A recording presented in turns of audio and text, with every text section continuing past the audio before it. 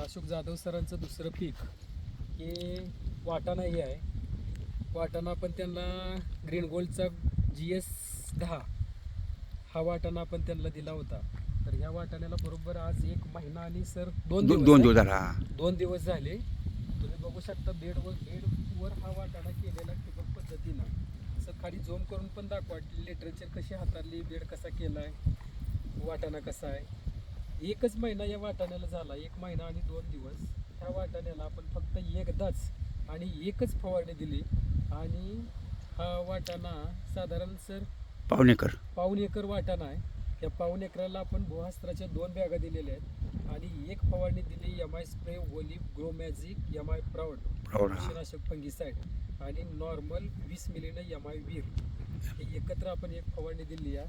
4च दिवसात त्यांना असा रिझल्ट आला. म्हणजे एवढी काळुकीने एवढं तेजबाज वाटाणा आणि एवढा फुटवा पण वाटाण्याने केलं. तुम्ही बघू शकता की आजूबाजूवाले शेतकरी त्यांनाच म्हणायला लागले की बाबा हे काय एवढं काय असं काय मारलंय काय मारलंय.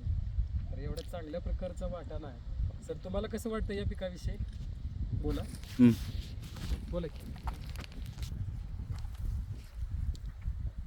हे पीक बघून तुम्हाला कसं वाटतंय?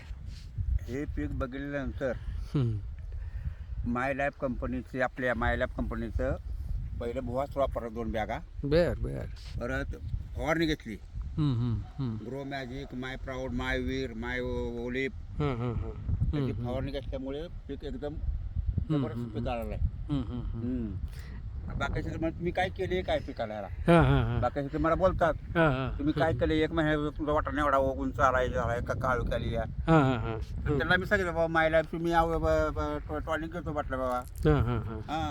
वास्त्र घेतो, ग्रो मॅजिक घेतो, माय प्राऊड घेतो, माय स्प्रे घेतो, माय ओलिव्ह घेतो. त्यामुळे माझ्या पिकाला एवढी काळू की म्हणा हे म्हणा व्यवस्थित असते. जय हिंद. My life. जय हिंद. Okay okay sir. थँक्यू.